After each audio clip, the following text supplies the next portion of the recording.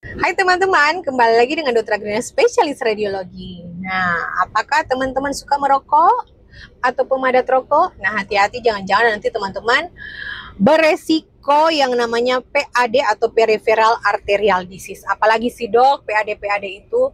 Nah, PAD itu adalah penyumbatan atau stenosis atau oklusi pada pembuluh darah arteri, perifer. Nah, teman-teman harus tahu dulu, kalau arteri itu adalah pembuluh darah yang membawa darah yang mengandung banyak oksigen dan nutrisi dari jantung menuju ke seluruh tubuh. Jadi diedarkan ke seluruh tubuh. Nah, kalau vena itu membawa darah dari seluruh tubuh untuk kembali ke jantung. Jadi itulah sirkulasi darah kita.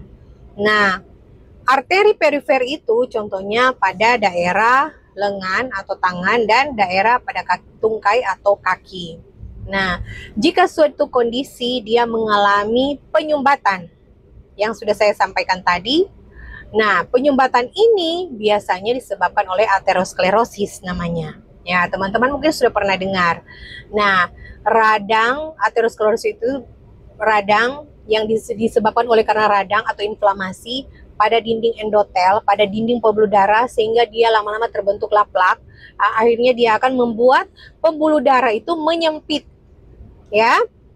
Nah, kalau sudah menyempit, apa? Kayak aliran darah itu kan macet di situ. Aliran sampai ke daerah-daerah bagian bawahnya macet, berkurang. Nah, pada kondisi itu nanti pasien akan mengalami apa? Nyeri, ya, claudication. Jadi nyeri pada daerah yang mengalami penyempitan. Jadi nyeri otot, kita mau jalan saja, aduh sakit. Nah, tapi pada waktu istirahat membaik, ya. Atau lama-lama karena ini darah yang mengandung oksigen dan nutrisi. Jadinya suplai darahnya berkurang di daerah perifernya, daerah bawahnya. Jadi apa?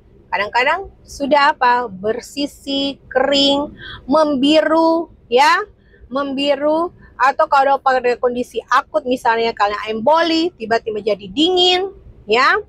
Kita punya kaki dan tangan jadi dingin, kemudian membiru, nyeri, mati rasa.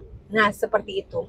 Nah, siapa saja yang beresiko mengalami ini ya sudah saya sampaikan tadi, salah satunya siapa? Perokok. Nah, ya, perokok itu.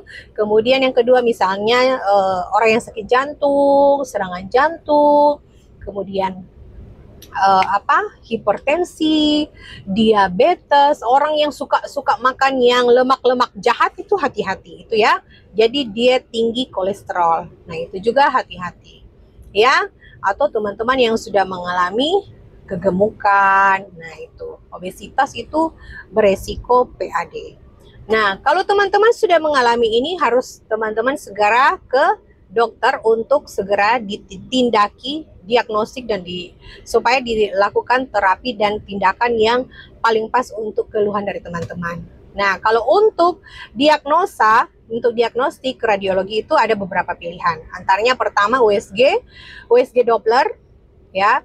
USG Doppler itu kan lebih banyak ya di mana-mana. Jadi dia tidak invasif, baru tidak memerlukan kontras.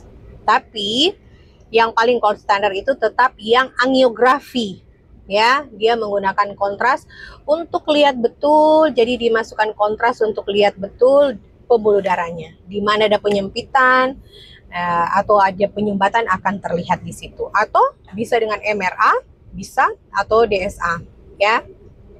Tapi itu memang kalau DSA atau CT angiografi itu tentunya menggunakan kontras, dan teman-teman harus periksa fungsi ginjal dulu, bagus atau tidak ginjalnya, ya. Nah, itu saja dulu teman-teman informasinya. Nanti kita lanjut untuk pembahasan yang berikut. Salam sehat selalu, bye.